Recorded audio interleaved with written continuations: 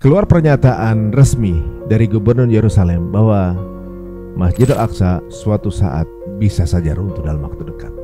Apakah ini benar akan terjadi? Dan apakah kejadian di Sudan ada hubungannya dengan tanda-tanda bahwa kita sudah di fase akhir?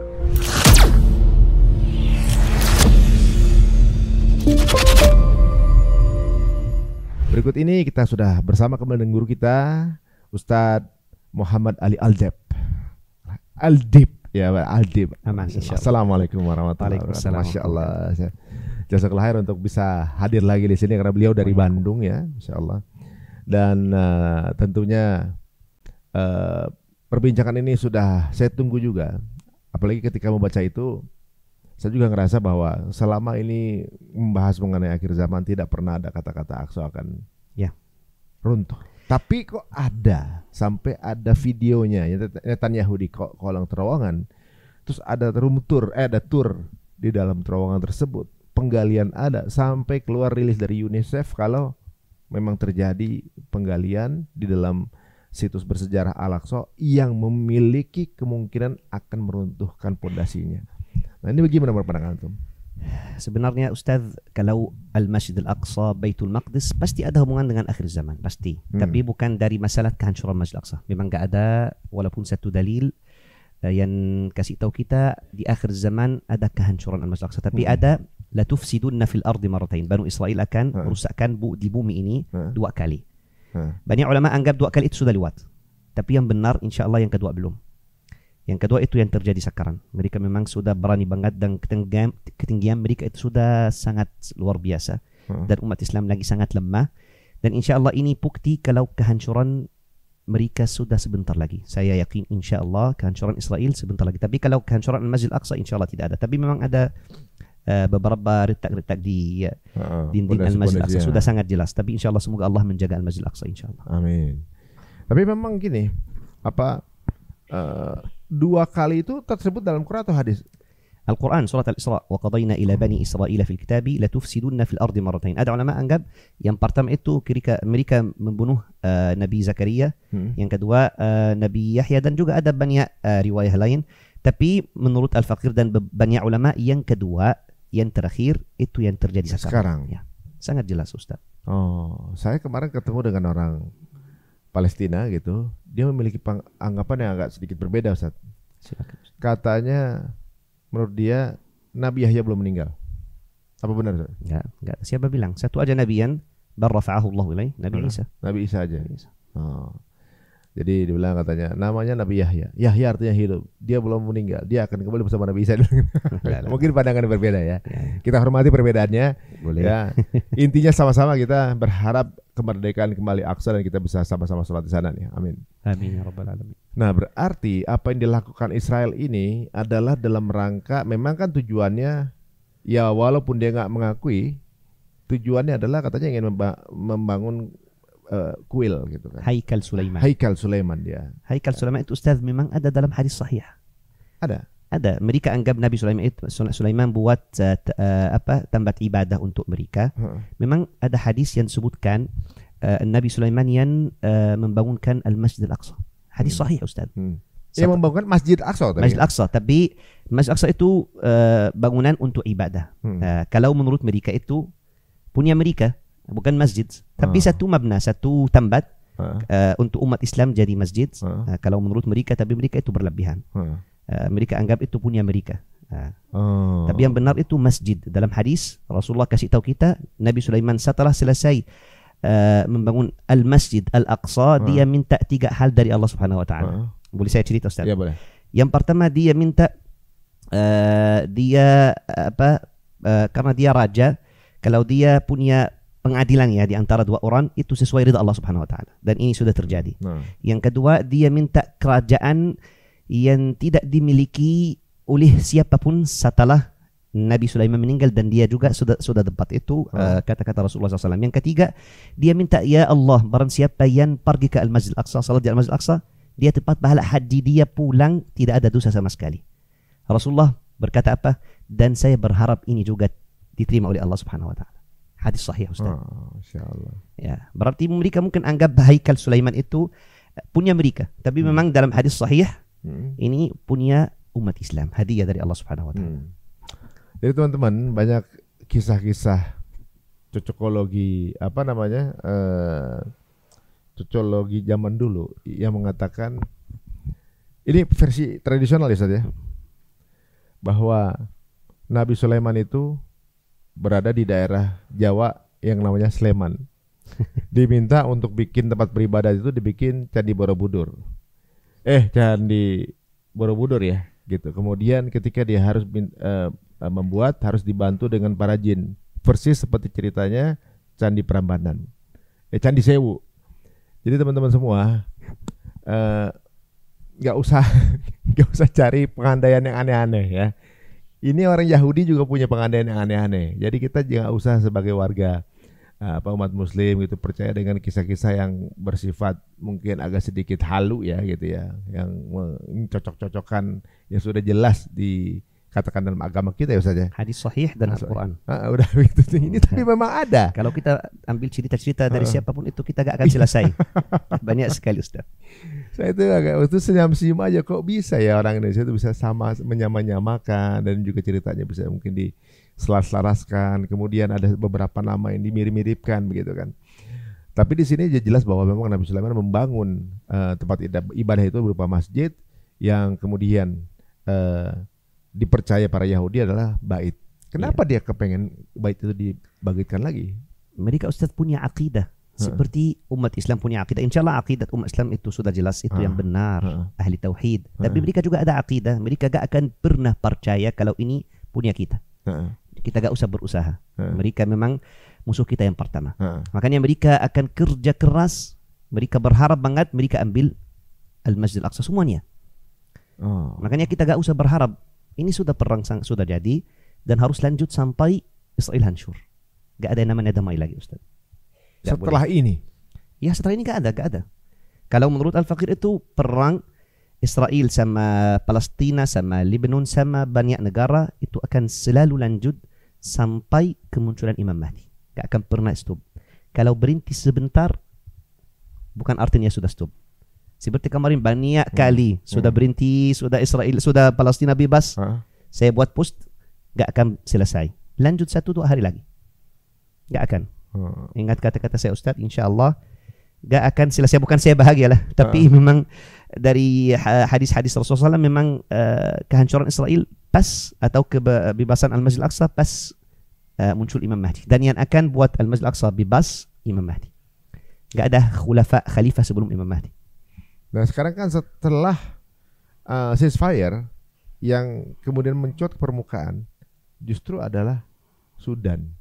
Ini sesuatu yang saya sendiri nggak tahu nih polanya kemana gitu. Apakah Sudan juga termaktub dalam akhir zaman? Ini kan sesuatu yang di luar ini kan, orang mudah lihatnya tanah Syam terus tiba-tiba Sudan kejadian kayak gini. Ya. Ada nggak dalam akhir zaman pembicaraan mengenai Sudan?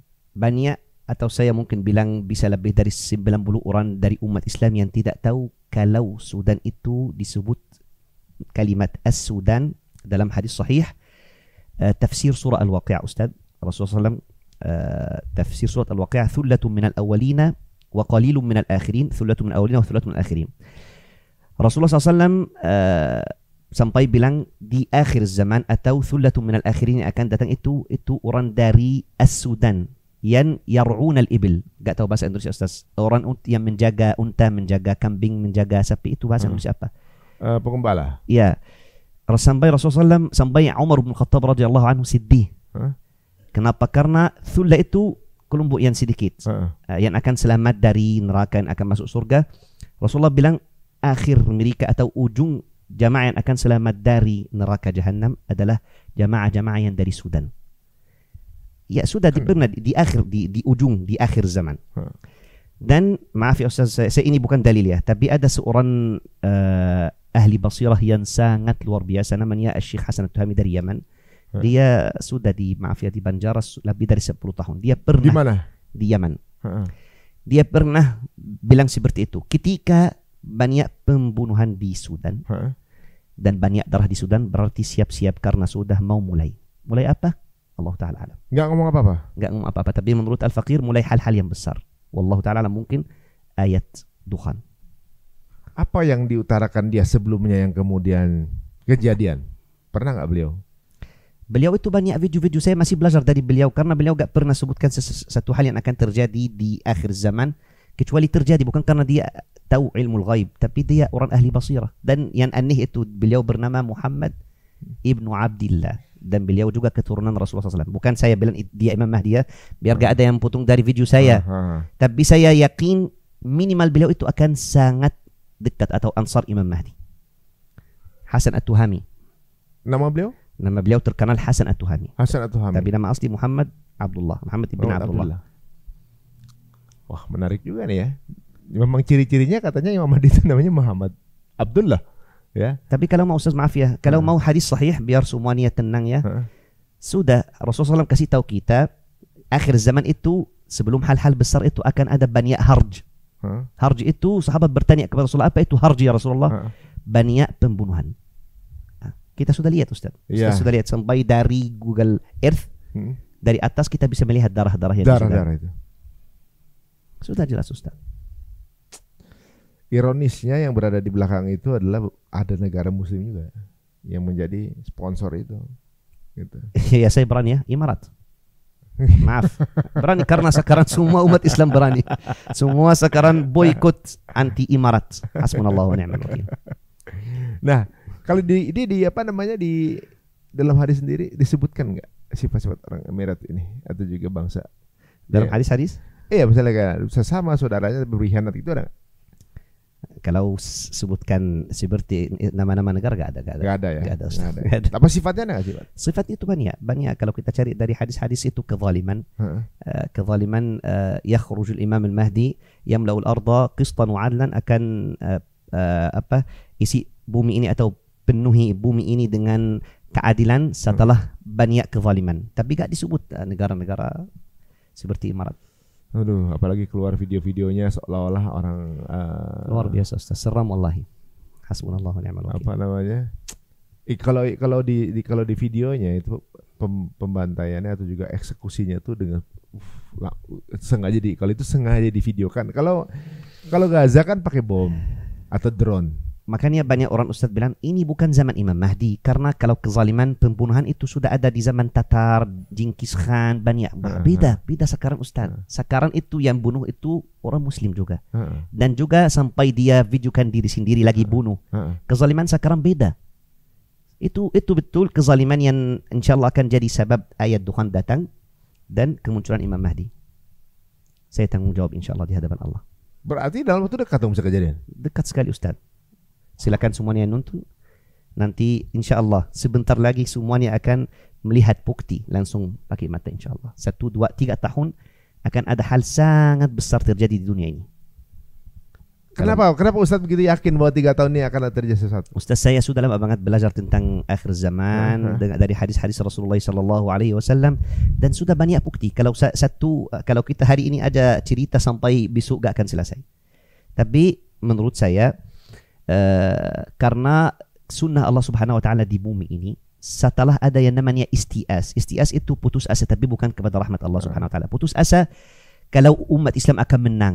Kayak sudah ini mau hancur Masjid Al-Aqsa. Ini sudah luar biasa, enggak ada lebih kezaliman lebih dari itu. Itu sudah ujung level monster. Setelah itu sunnah Allah Subhanahu wa taala di bumi ini akan datang hal besar dari Allah Subhanahu wa taala yang menolong umat Islam, yang bantu umat Islam. Ini bukti pertama saya. Kalau dari mimpi-mimpi banyak sekali, dari hadis-hadis banyak sekali, orang ahli basirah banyak sekali Ustaz. Kita gak bisa cerita satu. Siapa aja yang udah mengatakan seperti antum ini? Enggak mau sebutkan nama mereka, tapi ada satu orang aja yang saya suka dengar dan saya anggap itu termasuk orang ahli basirah yang paling saya percaya, namanya Syekh Tamir Ibrahim.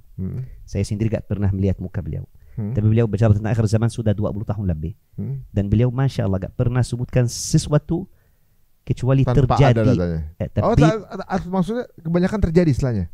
Yang paling banyak terjadi, tapi bukan dia juga biar banyak yang gak faham. Itu dari hadis Rasulullah SAW. Tapi dia punya basirah. Dia bisa faham makna dari hadis-hadis. Ya, itu namanya Syekh Tamir Ibrahim, tapi pakai bahasa Arab Ustaz. Saya yang paling banyak belajar tentang akhir zaman dari beliau. Dia katakan juga dalam waktu dekat ini bisa terjadi. Ya, dia bilang 1, 2, 3 tahun akan terjadi hal besar, tapi dia gak bisa kasih urutannya. Iya, gak bisa. 3 tahun guys, 3 tahun itu bukan masa yang panjang loh. Apakah kita udah siap? Nah pertanyaannya itu. Jadi kalau ngebahas konten ini atau juga mungkin tema ini, jangan lupa kita ini bekal kita apa yang udah kita siapkan. Karena ngomongin kiamat akhir zaman, kita sendiri juga akan melewati akhir zaman kita. Nah jadi pertanyaan, apa aja yang kemungkinan bisa terjadi? Mungkin secara urutan nggak sempurna secara urutan, tapi kalau menurut antum apa aja yang bisa terjadi? Yang terjadi sebentar lagi, wallahu taala a'lam. Ada ayatul dukhan, ada 3 tenggelam Ustaz ya, khasf tenggelam, bumi itu akan, bahasa Indonesia tenggelam ya. Ya, kayak lukifaksi. Ya, tapi tenggelam itu kan dalam hadis Rasulullah SAW, hadis sahih, ada 3. Satu di timur, satu di barat, satu di timur tengah, Jaziratul Arab. Ada pendapat ulama juga, tenggelam itu bukan alami. Dibuat. Ya, dari bom dan juga tidak harus nuklir. Ada bom-bom lain yang mungkin bahayanya seperti nuklir. Sampai buat bom ini ya bolong. Ya. Dan yang ketiga itu khasfun bi Jaziratul Arab itu tenggelam tentara Sufyani yang akan mau berperang kepada Imam Mahdi. Ini yang ketiga. Sufyani itu apa? Sufyan itu pernah disebut dalam satu hadis sahih saja di Al-Hakim Al-Mustadrak. Dia yang akan orang sangat jahat banget. Dia akan muncul setelah tahu Imam Dajjal, Imam Mahdi. Setelah tahu Imam Mahdi sudah mau dibaiat, dia akan menuju Makkah, mau berperang kepada Imam Mahdi. Itu hadis sahih Ustaz. Akan ada tenggelam, beliau sama tentaranya akan tenggelam dalam bumi. Dan ini akan bukti atau karamah kemunculan Imam Mahdi. Itu hadis sahih Ustaz. Ini namanya Jaisul Khasf. Ini yang juga disebutkan dalam hadis lain. Ada 3 khasf di bumi ini. Satu di barat, ya, satu di timur, dan satu di timur tengah. Ya, ada banyak ulama yang anggap itu dari bom-bom yang kan, misalnya di Rusia dan China, Amerika sama Eropa, seperti itu. Wah, kalau memang dalam waktu dekat, berarti kalau terjadi gempa atau mungkin bumi bolong misalnya atau apapun gitu ya, dalam waktu dekat gitu misalnya, berarti itu kode berikutnya tuh. Ustaz, maaf ya, saya mau tanya Ustaz. Ustaz terasa beberapa parsing perang dunia besar mau mulai. Tapi jujur ya Ustaz. Maksudnya perasaan saya? Iya, untuk antum pertanyaannya. Antum terasa beberapa parsing perang besar akan mulai. Perang dunia besar yang ketiga. Yang berjalan ini kan, yang sedang berjalan nih, Ukraina, Rusia, Israel bermusuhan dengan 8 negara di sekitarnya yang dia zolimi itu. Taiwan dengan Cina dalam proses karena sudah intip-intipan. Afghanistan juga. Afghanistan. Barusan semalam mereka bilang kita gak bisa lanjut ngomong baik-baik saja. Harus lanjut perang. Barusan. Sesama Muslim adalah. Iya, semua dunia akan ikut perang dunia besar. Tapi gak akan ada yang menang. Gak akan kita bisa bilang itu perang, tapi bukan untuk ada yang menang atau untuk ada yang kalah. Ya, tapi akan banyak yang mati, banyak musibah-musibah, ada nuklir, wallahu taala alam. Setelah itu, waktu perang masih lanjut, akan datang ayat Tuhan. Ini yang saya terasa, wallahu taala alam. Setelah datang ayat Tuhan itu sudah semuanya akan sama. Berarti kalau mungkin terjadi perang semua negara, Indonesia juga akan berperang dong. Semoga Allah selamatkan Indonesia. Mudah-mudahan ya. Ustaz. Soalnya kalau misalnya Indonesia ikut berperang, pasti perang tuh nggak akan dengan negara jauh, jarang. Mudah-mudahan kalau perang kepada Israel dan iya benar juga. Amin ya rabbal alamin. Takutnya dengan tetangga kan gitu. Jangan insyaallah tidak. Jangan. Kita berharap insyaallah pimpinan Indonesia insyaallah amanah ya. Insyaallah amin. Dan kalau kita bilang akan ada dukhon, misalnya terjadi perang dunia ketiga. Kemarin pernah disinyalir ada satu saja negara yang pencet tombol nuklir. Negara itu tidak akan bisa melihat matahari selama 20 tahun.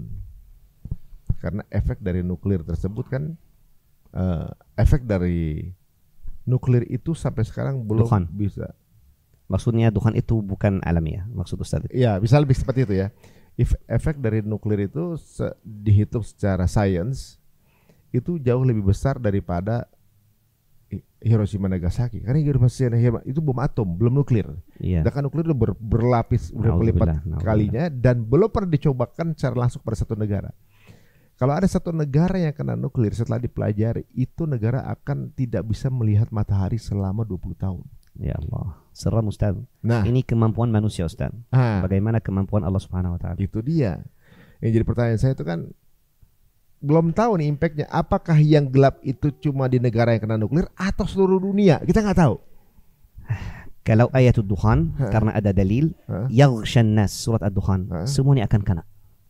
Nah, berarti bukan nuklir insyaAllah. Nuklir Allah Ta'ala alam itu kayaknya ada.